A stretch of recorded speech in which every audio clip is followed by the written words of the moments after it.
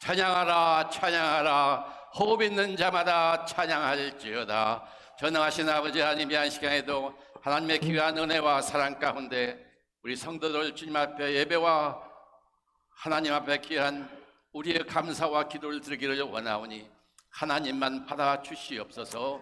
예수님 받들어 감사하며 기도합니다. 아멘. 자, 부르신 곳에서 우리는 항상 예배와 찬양을 하기를 원합니다. 자, 시작. 부르신 곳에서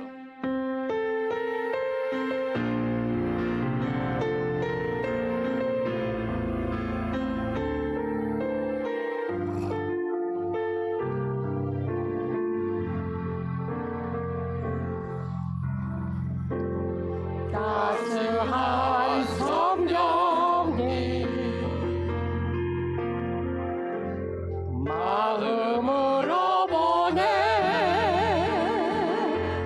내 몸을 감싸며 주어지는 평안함 만족함을 느끼네. 부르신 곳에서 나는 예배하네. 난 상황에도 나는 예배하네. 부르신 곳에서 나는 예배하네. 어떤 상황에도 나는 예배하네.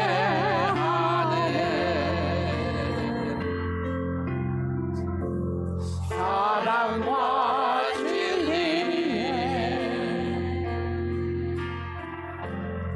한줄 깊이 보내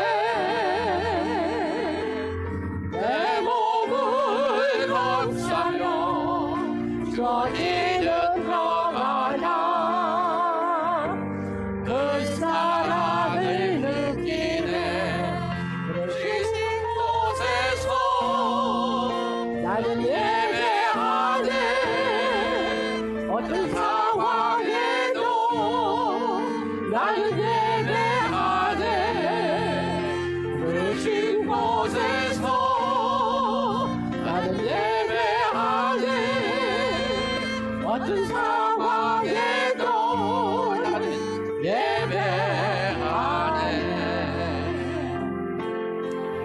내가 걸어갈 때 길이 되고 살아갈 때 삶이 되는 그곳에서 예배하네. 내가 걸어갈 때 길이 되고 살아갈 때 삶이 되는 그곳에서 예배하네. 부르신 곳에서 나는 예배하네. 어떤 상황에도 나는 예배하네. 부르신 곳에서 나는 예배하네. 어떤 상황에도 나는 예배하네.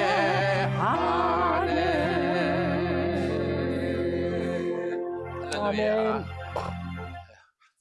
하늘의 문을 여셔서 이 시간 다 같이 찬양하겠습니다.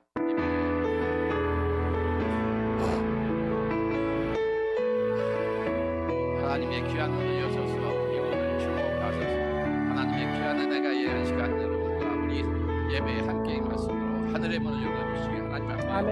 축원합니다. 하늘의 문을 여셔서 이곳을 주목하소서. 주를 향한 노래가 꺼지지 않으니 아버지 하늘을 열고 보소서. 이곳에 임재하소서. 아버지 주님을 기다립니다. 기도의 향기가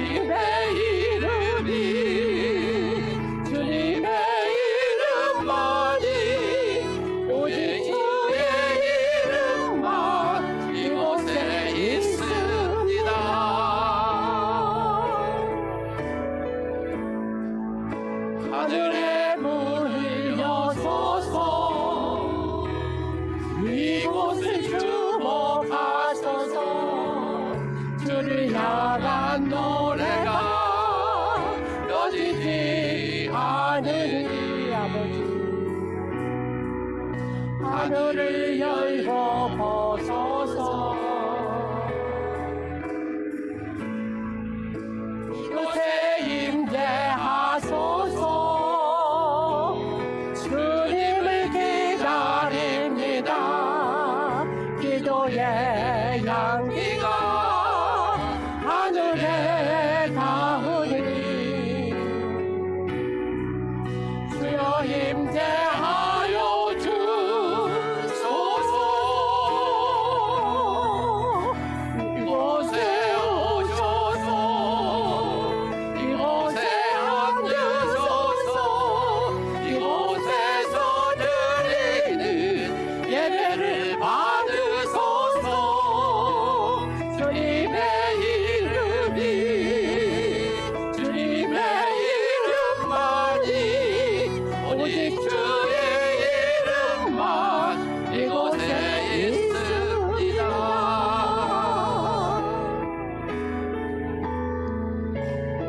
이곳에 오셔서 이곳에 앉으소서 이곳에서 드리는 예배를 받으소서 주님의 이름이 주님의 이름만이 오직 주의 이름만 이곳에 있습니다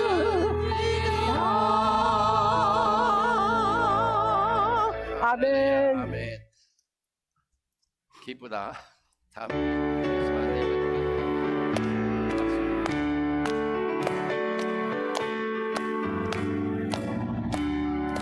기쁘다 구주 오셨네 한 백성 만으로 교회여 다 일어나 다 찬양하여라 다 찬양하여라 다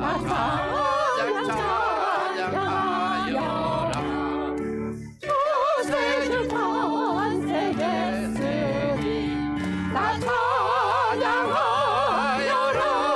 이 세상에 만물들아 나와 나와여라 나와 나와여라 나와 나와 나와여라 주세상 죄를 사하여 주 예수 오셨네 저슬픔 몰아내고 나 구원하시네 나 구원하시네 나 구원하시네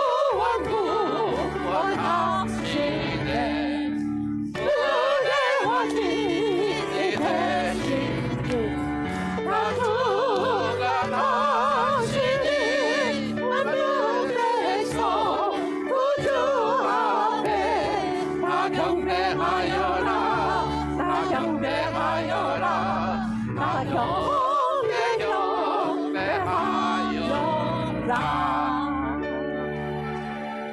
자, 시간 마지막 찬양을 일어나 주십니다. 이제 교회에 일어나.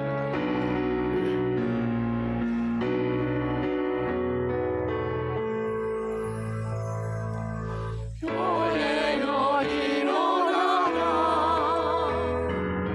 주께서 부르시니 두려움과 시대 내려놓고 교회여 일어나라 성도여 일어나라 주께서 보내시니 우릴 부르신 삶의 자리에서 성도여 일어나라 온 세상의 빛 하나님의 편지 내 교회 통해 세상이 주를 보리라 일어나라 아버지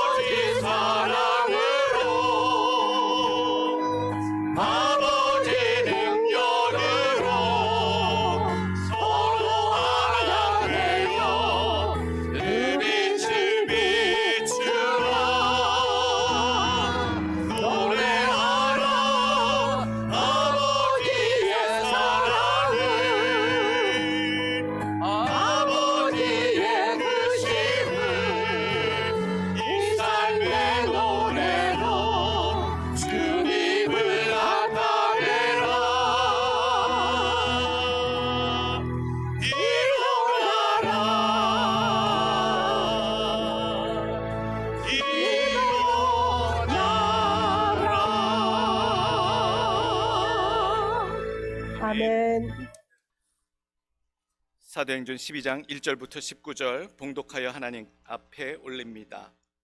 그때에 헤롯 왕이 손을 들어 교회 중에서 몇 사람을 해하려 하여 요한의 형제 야고보를 칼로 죽이니 유대인들이 이 일을 기뻐하는 것을 보고 베드로도 잡으려 할세 때는 무교절 기간이라 잡음에 옥에 가두어 군인 4씩인 4패에 맡겨 지키고 유월절 후에 백성 앞에 끌어내고자 하더라. 이에 베드로는 옥에 갇혔고 교회는 그를 위하여 간절히 하나님께 기도하더라. 헤롯이 잡아내려고 하는 그 전날 밤에 베드로가 두 군인 틈에서 두 쇠사슬에 매어 누워 자는데 파수꾼들이 문 밖에서 옥을 지키더니 호련히 주의 사자가 나타나매 옥중에 광채가 빛나며 또 베드로의 옆구리를 쳐 깨워 이르되 급히 일어나라 하니 쇠사슬이 그 손에서 벗어지더라. 천사가 이르되 띠를 띠고 신을 신으라 하거늘 베드로가 그대로 하니 천사가 또 이르되 겉옷을 입고 따라오라 한데 베드로가 나와서 따라갈새 천사가 하는 것이 생시인 줄 알지 못하고 환상을 보는가 하니라.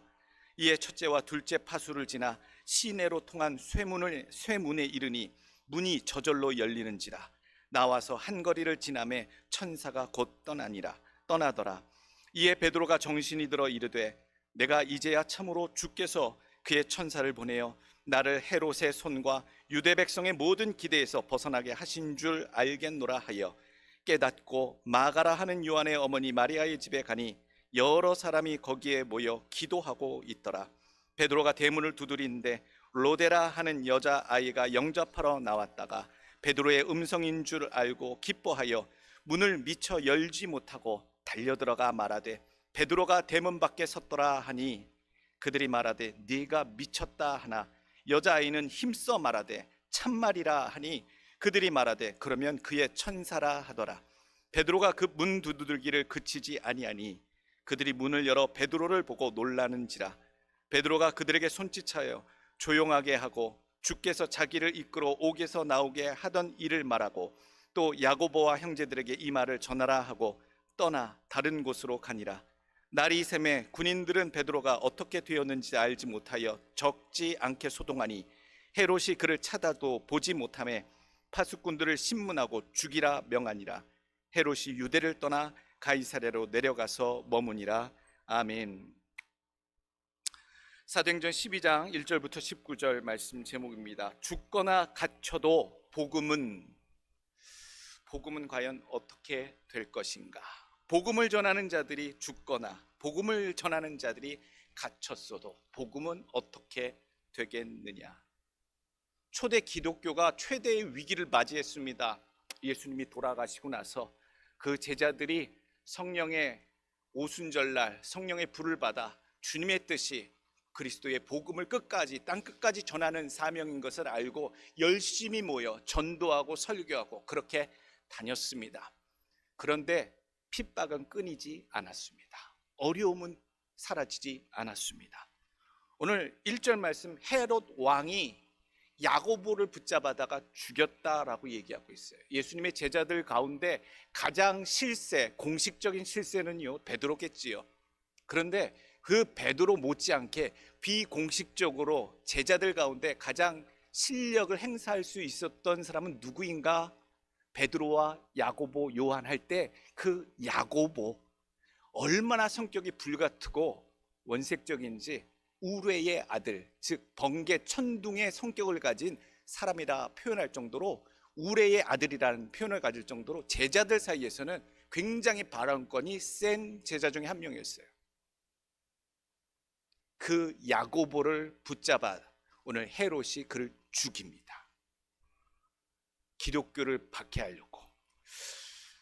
왜 죽였을까? 오늘 죽인 이유가 나와요. 3절 보게 되니 유대인들이 이 일을 기뻐하는 것을 보고 죽였다라는 얘기예요.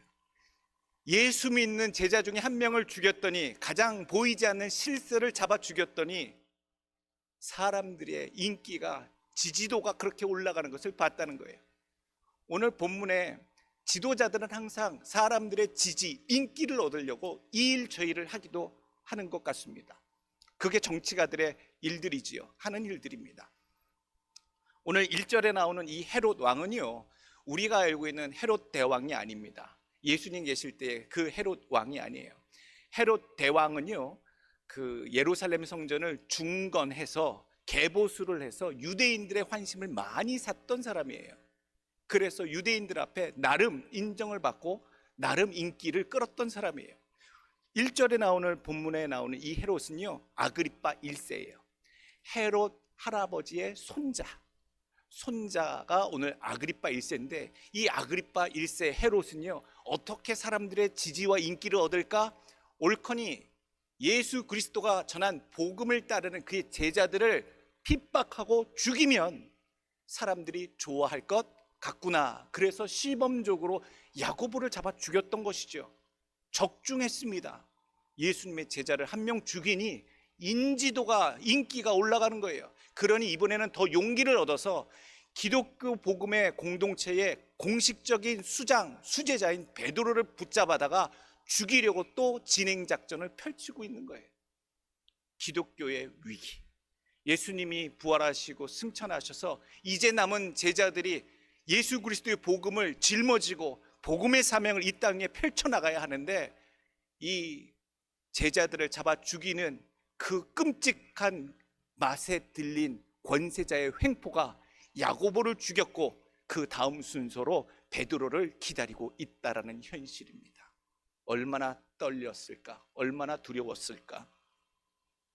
야고보는 결국 죽었고 베드로는 지금 죽기 직전에 옥에 갇혔고, 그야말로 복음 증거의 기독교 초대의 위기 중의 위기 상황이겠구나. 기독교의 핵심 멤버들이 이렇게 다 형장의 이슬로 사라질 수도 있겠구나. 베드로마저 죽게 된다면. 오늘 4절 말씀 보면 끝끝내 이 헤롯, 즉 아그리빠 1세가 6월절임에도 불구하고 죽이려고 작정을 하고 달려드는 모습을 성경 말씀하고 있습니다. 4절 말씀, 잡음에 옥에 가두어 군인 4씩 4패에 맡겨가지고 6월절 후에 백성 앞에 끌어내고자 하더라. 6월절은 유대인들의 가장 큰 명절이에요. 또 6월절이 끝나면 또 7일 동안 이어지는 무교절이 있어요. 출애굽기에 보게 되면 6월절이랑 무교절이랑 같이 보기도 하고 나누어서 지키기도 해요. 어쨌거나 유대인들에게 있어서는 어린 양의 구원의 피를 상징하는 6월절도 중요하고, 또 누룩 없는 빵을 먹으면 거룩한 성결한 삶을 지켜내는 무교절도 큰 절기예요. 그 6월절, 무교절이라 불리는 그때에는 사실 죄인 하나를 풀어주는 전례도 있었어요. 함부로 사람을 죽이지 않았다고요. 그렇다면 오늘 이 6월절에 사람을 놓아줄 수도 있을 텐데, 오늘 이 헤롯 아그리빠 1세는 6월절이 지나면 잡아다 끌어내겠다라고 하는 계획을 갖고 있는 악랄한 마음을 끝까지 품고 있는 것을 증거하고 있습니다. 마가복음 15장 6절 보게 되면, 명절이 되면 백성들이 요구하는 대로 죄수 한 사람을 놓아주는 전례가 있더니, 이 전례 때문에 예수님이 풀려질 뻔했었잖아요. 죄수, 살인강도했던 바라바냐 아니면 예수냐, 이렇게 해서 한 명을 나눠줄 수 있는 기회마저도 오늘 행사하지 않습니다. 헤롯은 기필코 베드로를 이 6월절에도 지나면 기필코 죽이겠다라고 하는 그 서슬퍼런 마음의 악한 마음을 품은 권세자구나. 어떻게든 기독교를 말살하고자 하는 사탄의 도구로 지금 역사하고 있구나라고 하는 게 느껴질 정도예요. 오늘 본문 속에서 읽어보면요, 부딪히는 충돌이 있어요. 갈등이 충돌해요. 권세자 헤롯 아그리빠 1세는 어떻게든 기독교를 말살하고 그의 제자들을 죽이겠다라고 하는 의지가 표명이 되고 있고요, 반대로 그 생명들, 기독교의 정신과 가르침과 그의 제자들을 어떻게든 살려내겠다라고 하는 기도하는 자들이 있고요, 하나님이 계신 것을 볼 수가 있어요. 하나님의 의지와 그것을 말살하고 해방하고 대적하는 자의 의지가 충돌하고 있어요. 어떻게 그것이 펼쳐지고 있는가? 생명을 뺏겠다는 자와 생명을 살려내시겠다가, 그리고 역사하시겠다고 하는 하나님의 의지. 오늘 베드로의 교훈을 삼아서 오늘 복음 증거하는 자들이 어떤 자세로 날마다 살아가야 하는지 오늘 베드로의 모습을 통해서 교훈을 얻으실 수 있기를 원합니다. 오늘 첫 번째 주시는 교훈의 말씀은요, 복음을 증거하는 자는 어떤 삶을 살아야 하느냐? 위기의 때에, 말세의 때에 복음 증거자는 신앙에 각성하는 사람이 되어야 합니다. 신앙이 잠자는 사람이 있어요. 잠자요. 오늘 어떤 의미인가? 복음서에 비춰주는 베드로의 신앙을 보게 되면요, 그 특징 중에 하나가요, 위기의 때에 자요. 졸아요. 기도해야 할 때 자요. 깨어서 긴장하고 준비하고 각오해야 할 때 자버려요. 얼마나 잠이 많은 건지, 마음 편해서 그런 건지, 정말 위기의 때에 태평한 그런 모습들을요, 복음서에 여러 군데서 보여줘요. 수제자잖아요. 밤잠 없이 위기의 때마다 깨어서 기도해야 하고 하늘에 부르짖어서 이 위험한 타국을 하나님 역사하시고 구원하여 주옵소서, 살려 주옵소서, 기적을 베풀어 주옵소서 부르짖어야 할 때 자요. 이게 얼마나 아이러니한지요. 7절 말씀 한번 보세요. 호련히 주의 사자가 나타나며 옥중의 광채가 빛나며 또 베드로의 옆구리를 쳐 깨워 이르되 급히 일어나라 하니 쇠사슬이 그의 손에서 벗어지더라. 9절 말씀. 베드로가 나와서 따라갈새 천사가 하는 것이 생시인 줄 알지 못하고 환상을 보는가 하니라. 이렇게 천하태평한 제자 처음 봤어요. 6월절 그 기간만, 절기만 끝나면 그 전날 밤, 그 다음 날은 어떻게 돼요? 6절 말씀해 보세요. 헤롯이 잡아내려고 하는 그 전날 밤, 무교절이 끝나는, 무교절이 6월절이 하루 있고요, 6월절 뒤에 무교절 7일 동안 또 지켜요. 그러면 그 무교절까지 완전히 끝나게 되면 그 다음날 붙잡아다가 죽이려고 작정을, 계획을 세웠잖아요. 그 6절 헤롯이 잡아내려고 하는 그 전날 밤이에요. 다음날 이 베드로는 죽게 되어 있어요. 사형 선고가 내려지는 상황이에요. 어떻게 이렇게 현실 감각이 부재할까? 어떻게 영적으로 이렇게 둔감할까? 자기가 내일 죽게 된 것을 알지 못할까? 지금 때가 어느 때 오는가? 잠이 오는가? 상황과 분위기를 파악 못하는가? 야고보도 얼마 전에 죽었지 않는가? 자기는 살아날 줄 아는 그런 담대함이 있는가? 모르겠습니다. 이 베드로는요, 이게 습관인 것 같아요. 마태복음 26장 40절 보게 되면 항상 위기의 때에 잠을 그렇게 자요. 잠자는 신앙에 졸아요. 예수님이 십자가 사건에 붙잡혀 가시기 그 전날 밤, 그 새벽에 심상치 않은 예수님의 행보, 겟세마네에 올라가셔서 너희들 모두 나를 따라오고 제자, 특별히 사랑하는 제자 셋은 가까운 지근거리에 두고 나를 위해서 기도하라고, 정말 기도하라고. 주님께서 뭔가 심상치 않은 다음날 어떤 일들이 십자가의 놀라운 붙잡히심과 매달리심이 펼쳐지기 때문에 주님께서도 심각하게 겟세마네 동산에 그 새벽에 제자들 끌고 올라갔는데 분위기 파악 하나도 못해요. 어떻게 그렇게 무지할까? 자기 스승이 눈빛만 봐도 3년 반 동안 뭔가 심상치 않구나, 내일 뭔가 벌어지겠구나. 주님이 그것 때문에 오늘 밤 잠을 못 주무시고 이 야밤에 기도하러 올라오셨구나. 그리고 우리들한테 정말로 깨어서 기도해달라고 부탁하실 정도면 보통 중요한 일이 우리가 기도해야겠구나. 근데도 그때도 자버려요. 마태복음 26장 40절. 제자들에게 오사 그 자는 것을 보시고 베드로에게 말씀하시되 너희가 나와 함께 1시간도 이렇게 깨어 있을 수 없더냐. 1시간도 기도 못했다는 거예요. 3번씩이나 와서 이게 부탁을 하셔요. 예수님 혼자 땀이 핏방울처럼 되시도록 그 새벽에 부르짖으시잖아요. 그것을 옆에서 같이 중보하며 함께하지 못하는 제자들 어떻게 잘 수가 있는가? 그 가운데 대표적인 인물 누구라고 얘기하세요? 베드로.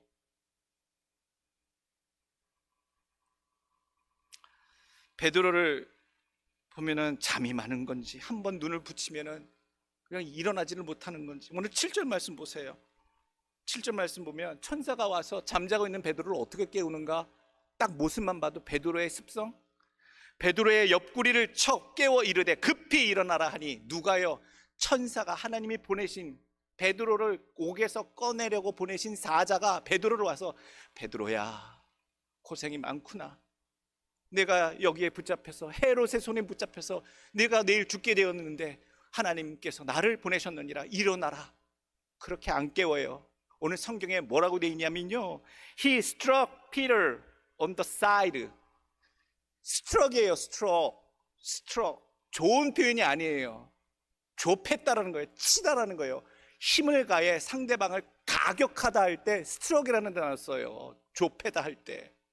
천사가, 하나님이 보내신 자가요, 졸고 있는, 자고 있는 수제자를 깨울 때 어떻게 깨우셨어요? 스트럭 했어요. 일어나라고. 분위기가 어떤 건지 알겠어요. 지금 자고 있을 때가 아니잖아요. 내일이면 끌려나와 죽을 사람이 지금 잠이 오느냐고. 목사님, 베드로도 사정이 있겠지요. 저도 그렇게 생각은 해요. 이리저리 피곤해 할 수도 있고, 또 헤롯의 그 수하들한테 이리저리 끌려다니면서 신문 받고 고문 받고 모욕당하고 지쳤을 뻔도 하지요. 또 군인들이 밀착 감시해서 오늘 군인들이 틈에서 같이 옆에서 같이 감옥에서 잘 정도로 밀착 감시 당하고 있으니 뭘 꼼짝도 할 수 없는 그런 상황에서 베드로가 뭘 할 수 있었겠느냐. 반대로 베드로가 믿는 구석이 있기 때문에 내일 당장 죽는 상황을 예감할지라도 그는 담대함, 믿음이 있기 때문에 오히려 편한 잠을 쿨쿨 잘 수 있었던 것 아닙니까? 라고 생각할 수도 있어요. 물론 그렇게 좋게 생각하시는 분들도 계실지 몰라요. 근데 오늘 천사는요, 그렇게 넉살 좋게 잠 잘 자고 있는 내일 죽을 사람, 하나님의 예수님의 수제자 베드로를요 쳐서 깨워요. 오늘 같은 제자들이 그리스도의 복음을 전하다가 감옥에 갇히는 경우가 많아요. 복음을 증거하는 일이 쉽지 않아요. 감옥 갇히고 힘든 일들이 많아요. 우리 선교사님 저한테 오늘 아침 말씀하셨어요. 올해에도 치아파스 갔다 오셨다가 멕시코 갱단에 붙잡히시다가 지금 풀려나셨다고. 그런 일들이 비일비재예요. 사도행전 16장 23절 보게 되면 다 같은 제자인데 옥에 갇혔을 때, 위기의 상황에 처해 있을 때 어떻게 행동하는지, 복음 증거자들은 어떤 행동으로 살아가야 되는지 일일이 보여주는 예시가 있어요. 23절, 많이 친 후에 옥에 가두고 간수에게 명하여 든든히 지키라 하니 그가 이러한 명령을 받아 그들을 깊은 옥에 가두고 그 발을 착고에 든든히 채웠더니 한밤중에 바울과 실라가 기도하고 하나님을 찬송하며 죄수들이 듣더라. 이에 갑자기 큰 지진이 나서 옥토가 움직이고 문이 곧 다 열리며 모든 사람의 매인 것이 다 벗어진지라. 똑같이 복음 증거하는 사도 바울과 실라, 그들도 전도하다가 빌립보에서 갇혔어요. 갇혀서 옥에 고난을 받아요. 그런데 발에 무거운 쇠사슬의 착고까지 딱 움직여서 옴싹달싹도 못하고, 이 옥이 깊은 옥이라고 그랬어요. 지하 감옥이겠지요. 그런데도 그 지하 밑에서 뭐 하고 있습니까? 그 힘들고, 게다가 23절 보니까 많이 친 후 많이 얻어맞았어요. 얼마나 얻어맞았는지. 복음 전한다고, 그리고 옥에 갇히고 꼼짝 못하게 착고가 채워지고 다른 죄수들과 함께 깊은 지하 감옥 속에 박혀져 있는데, 그 바울과 실라, 그 사도들은 녹초가 돼서 자지 않더라고요. 오늘 바울과 실라가 기도하고 하나님을 찬송하며 죄수들이 듣더라. 똑같은 제자들이고 똑같은 복음 증거자들인데 위기의 상황에 처했을 때 얻어 터지고 맞고 모욕을 당하고 기진맥진 탈진의 상황에서도, 그 지하 감옥 밑은 깊은 감옥에서도 하나님의 이름을 찬양하고 하나님께 기도하였더라. 그렇게 해야 한다는 거지요. 그게 사도답고 그게 복음 증거자다운 모습이다라는 얘기예요. 마지막 때에 우리가 이런 모습을 담기를 원합니다. 죄수들이 듣더라. 죄수들만 들었겠습니까? 그 지하 감옥 속에서 부르짖고 외치는 그 하나님께 향한 찬송과 그 기도를 그 죄수들만 들었겠어요? 상천하지에 온 우주를 다스리시는 하나님께서 들으시고 하나님께서 역사하셔서 그 옥토를 뒤흔드는 큰 지진이 나게 하셔서 옥문이 다 열리게 하셨잖아요. 그리고 그 착고가 다 풀어지게 하시고, 놀라운 역사, 기도하는 현장에, 찬송하는 현장에 복음 증거자들의 삶 속에 나타나게 되는 줄로 믿습니다. 11절에 가서야 이제 베드로가 그제서야 뭔가 깨닫습니다. 한참 돌아다니고 천사가 끌고 오고 빠져나오게 탈출시키고 해서 11절에 가니까 이에 베드로가 정신이 들어 이르되 내가 이제야 참으로 주께서 그의 천사를 보내 나를 헤롯의 손과 유대 백성의 모든 기대에서 벗어나게 하신 줄 알겠노라 하여. 현실 감각이 둔감한 신앙인, 복음 증거자 중에 잠시 조는 신앙인. 여러분, 우리 말세를 살고 있습니다. 여러분들의 신앙은 잠자고 계십니까? 깨어 계십니까? 살아 움직이십니까? 역사하십니까? 마지막 말세 때에 잠자는 신앙 모두 깨어나셔서 주님의 오실 때를 준비하시고 그 오실 날들을 위해 복음으로 전파하는 귀한 사명, 날마다 깨어 살아가시는 각성된 신앙인들 모두 되시길 간절히 원합니다. 두 번째 주시는 교훈의 말씀은요, 어떻게 말세 때의 복음 증거자들은 살아야 하는가 인식하셔야 돼요. 무엇을요? 영적인 전쟁 한가운데 우리는 살아가고 있다. 목사님, 그냥 하루 일과가 똑같던데요. 아침에 일어나면 어제와 같은 하루가, 무엇을 먹을까, 어디를 다녀올까, 그냥 일상적인 하루가 진행되는데 무슨 전쟁의 이야기를 하십니까? 영적인 현실을 직시하셔야 돼요. 지금은요, 엄청난 영적인 전쟁이 벌어지고 있는 때입니다.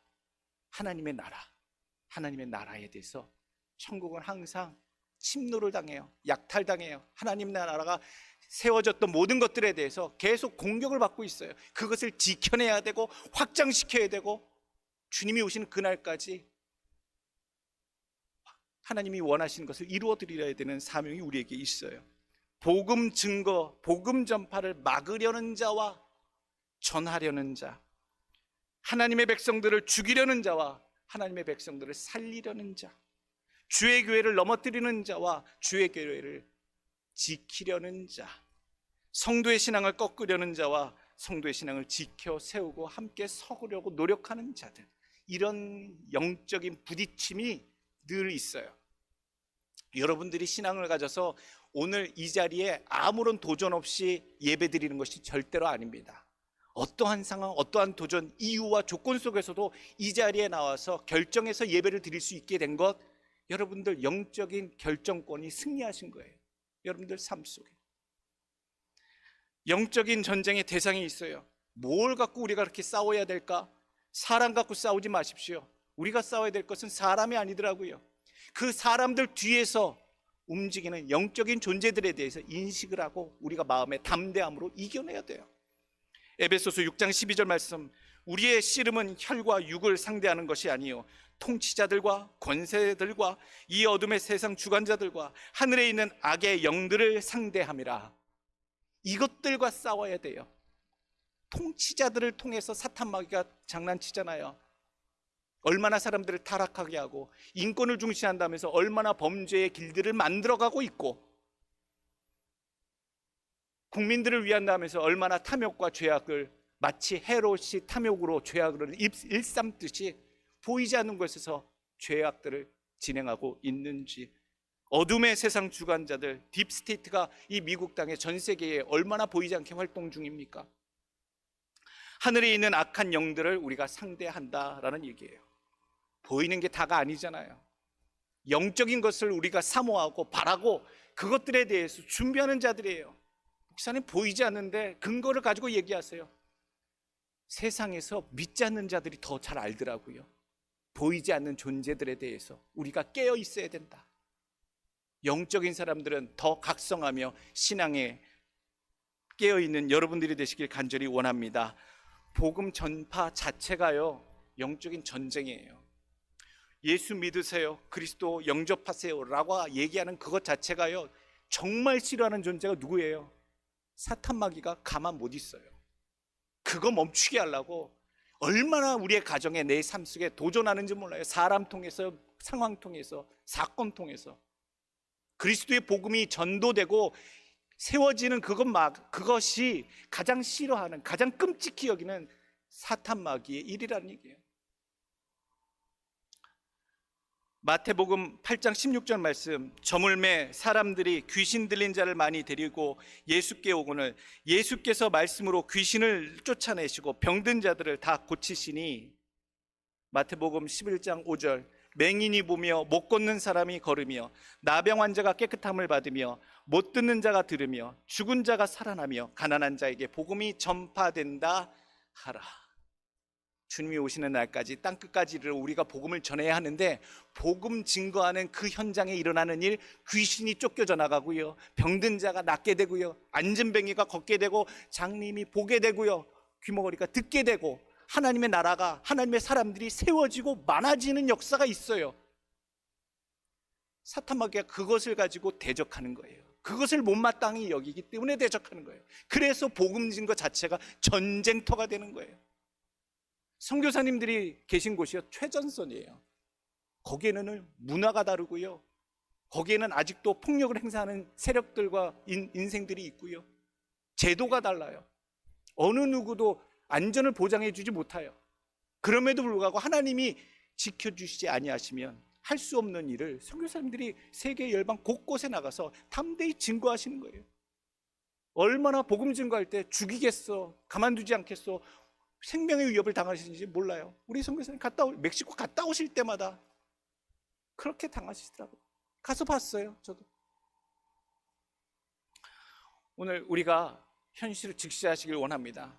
우리가 최전선에 있지 않아요. 그러나 우리의 일상 속에서, 우리 주변을 통해서 우리의 삶 속에 복음 증거가 되지 못하도록 회방하려고 하는 그런 마귀의 그런 도전, 마음의 상함, 의지를 꺾으려고 하는 그런 일들이 우리 주변의 복음 증거자들의 삶 속에 늘 담겨져 있다. 그러므로 나는 오늘 이 사명을 감당하기 위해서 사탄 마귀와 나는 싸워 이길 것이다. 사탄 마귀의 그 도전과 횡포에 능히 이겨내며 굴하지 아니하고 복음 증거하는 자로 나는 살아남겠노라 다짐으로 살아나시는 여러분들 되시길 간절히 원합니다. 세 번째 주시는 교훈의 말씀은요, 영적인 분별력을 준비하십시오. 영적인 분별력이 있으셔야 돼요. 주님의 음성을 알아들으셔야 되고요, 주님의 뜻이 무엇인지 알으셔야 돼요. 전쟁도 손발이 맞아야 해요. 무슨 말이 맞든지 간에 주님의 음성을 알아들어야 한다. 영적 전쟁에서 분별력이 매우 중요합니다. 복음 증거하다 보면요, 피와 식별이 매우 중요해요. 전쟁터에서 어둠 속에서 잘 안 보이는 곳에서 날아오는 이 총알이 아군의 총알인지 적군의 총알인지, 내 암흑 속에서 내 옆에 있는 자가 내 아군인지 스파이인지 모르는 거예요. 잘 분별할 수 있어야 돼요. 마지막에 오늘 성경 말씀 본문 보면 참 영적인 분별력이 없구나. 그러니 지금 상황이 이렇게 급박하게, 야고보도 죽고 잘못하면 본인도 내일 죽게 될 상황인데도 이 상황을 이해하지 못하고 바라보지 못하고 깨닫지 못하는 참 영적으로 둔감한 베드로, 그런 베드로가 있는 한편 분별력과 센스가 있는 인물이 하나 나와요. 누구일까요? 본문에 로데라고 하는 여자아이예요. 분별력이 가장 분명했던 인물, 여자아이 로데. 제대로 알아봐요.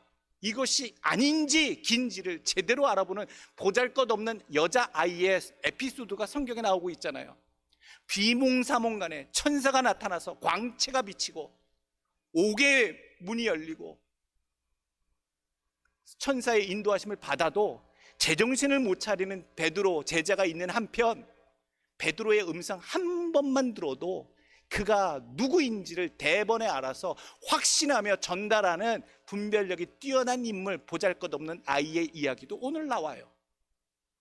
13절, 베드로가 대문을 두드린데 로데라 하는 여자아이가 영접하러 나왔다가 베드로의 음성인 줄 알고 기뻐하여 문을 미처 열지 못하고 달려들어가 말하되 베드로가 대문 밖에 섰더라 하니 그들이 말하되 네가 미쳤다 하나 여자아이는 힘써 말하되 참말이라 하니 그들이 말하되 그러면 그의 천사라 하더라. 베드로가 문 두드리기를 그치지 아니하니 그들이 문을 열어 베드로를 보고 놀라는지라.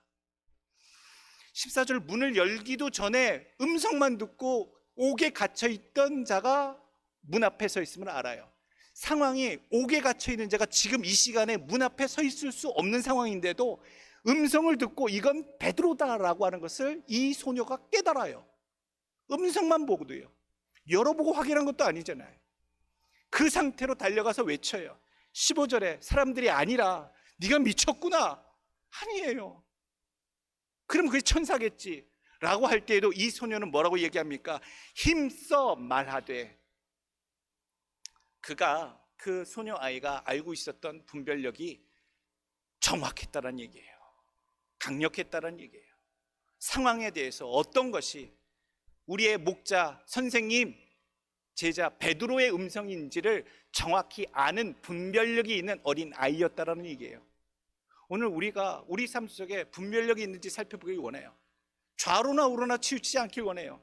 이 사람 얘기하면 이 사람 얘기, 저 사람 얘기하면 그 사람 얘기, 팔랑귀여서 그러면 그런가 보다, 저러면 저런가 보다, 사이비가 와서 꼬이면 그런가 보다. 여러분, 우리의 분별력이 정말로 필요할 때예요. 아군인지 적군인지, 영적인 일에 대해서 얘기할 때 이게 맞는지 아닌지를 분명히 알 수 있는 분별력을 키우는 것, 복음 증거자들에게 요구되는 능력이다라는 얘기예요. 예수님의 제자 도마는요, 제자들이 예수님을 봤다고 서로 얘기하니까 뒤늦게 나타나서 얘기하잖아요. 내가 주님 손에 박혔던 못자국과 그 옆구리를 확인하지 않고서는 내가 믿지 않겠다라고 얘기해요.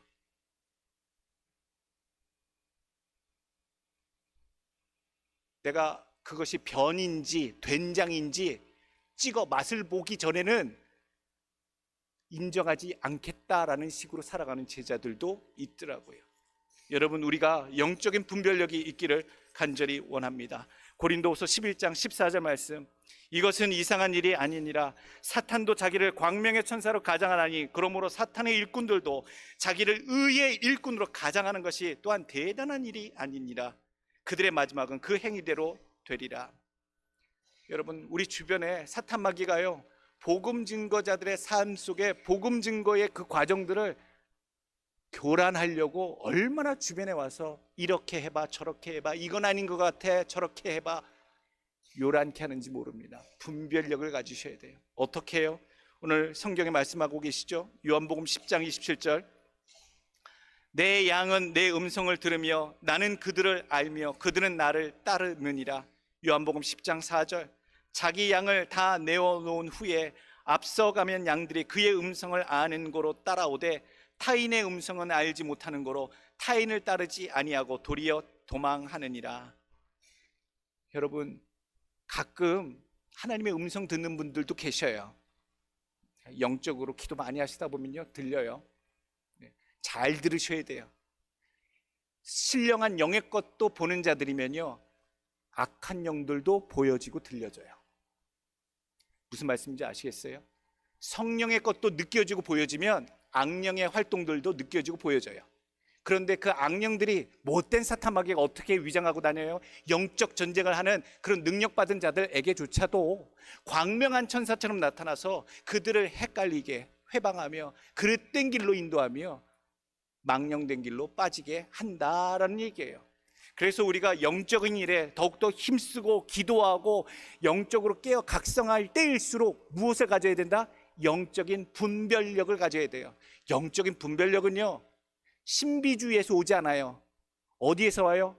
하나님의 말씀이 항상 기준이 되셔야 돼요. 변함없이 기록된 하나님의 말씀에 그렇게 배우고 듣고 본 바를 기억하고 있어야 내 꿈속에, 내 기도 중에, 환상 중에 누구의 입술을 통해 오는 여러 가지 가르침과 일들에 대해서 분별할 수 있어요. 꼭 분별하게 되더라고요. 사탄 마귀에 꼬이는 그런 가르침들을, 그런 생각들은요, 하나님의 말씀과 결이 조금씩 달라요. 결이 달라요. 느낌이. 오늘 복음 증거자의 삶은 쉽지 않습니다. 여러분들 온전히 영적인 삶을 살려고 노력하면 노력할수록 사탄 마귀가 우리를 헷갈리게 광명한 천사처럼 도전하고 우리를 회방하고자, 우리를 꿰고자 여러분들의 삶 속에 다가올 때에 주의 말씀에 정통한 자들이 되어서 분별해내는 여러분들의 능력자들 모두 되시길 간절히 원합니다. 네 번째 주시는 교훈의 마지막 말씀은요, 복음 전도자들은 온전히 담대하십시오. 담대하시고 함께하는 교회, 함께하는 성도들은 간절히 기도하시길 원합니다. 두 가지 중에 하나예요. 복음 증거자가 돼서 나가든지, 못 나가는 자들은 나간 자들을 위해서 간절히 기도하는 자들이 되든지. 오늘 베드로는 나가서 전도하다가 붙잡힌 자잖아요. 근데 붙잡히지 않고 하는 사람들은 뭐 했어요? 오늘 성경 말씀 보게 되면 12절, 깨닫고 마가라 하는 요한의 어머니 마리아의 집에 가니, 이게 마가의 다락방이에요. 사도행전 1장 13절에 나오는 그 마가의 다락방에 모여서 성도들이 계속 베드로, 야고보가 죽어버리고 베드로가 옥에 갇혔을 때 성도들이 모여서 오순절날 성령님이 임하셨던 그 다락방에 모여서 계속 기도하고 있는 거예요. 하나님 역사해달라고, 지금 베드로마저도 하나님 옥에 갇혔다고, 하나님 기적으로 꺼내달라고, 베드로마저 하나님 죽게 된다면, 내일 아침 그가 죽게 된다면 하나님 안 되오니 하나님이 살려내시옵소서. 성도들이 어떻게 간절히 하나님께 기도하더라. 여러분, 우리가요 선교사님들 위해서 간절히 기도 많이 하셔야 돼요. 간절히 기도 많이 하셔야 돼요. 우리 선교사님들 문화가 다른 곳에, 전쟁이 있는 곳에, 또 마약갱단이 활개치는 곳에 복음 증거하려고 다니시는 선교사님들이세요. 결코 평안한 자기의 삶을 위해서 가신 분들이 아니라고요. 우리가 대신 땅끝까지 가서 못했다면 땅끝까지 가서 수고하는 복음 증거하는 자들을 뒤에서 간절히 기도하고 후원할 수 있는 전도자들 되시길 또한 간절히 원합니다. 여러분, 우리가 깨어 있길 원해요. 복음 전도자가 담대해야 할 이유가 있어요. 담대하셔야 할 이유는요, 비록 죽거나 비록 갇히거나 어려운 일에 처해도 오늘 이 베드로처럼 7절 말씀, 하나님께서 주의 천사를 보내셔서 호련히 주의 천사가 나타나며 옥중의 광채가 빛나며 하나님의 빛이 그의 삶 가운데 있고요, 천사가 깨워 일으키며 이끌어내며, 10절 말씀, 다니는 곳곳마다 막혔던 문들, 닫혔던 문들, 잠겼던 쇠문들이 저절로 열리는 놀라운 역사들이 있기 때문에 복음 증거자들은 담대함으로 증거하시길 간절히 원합니다.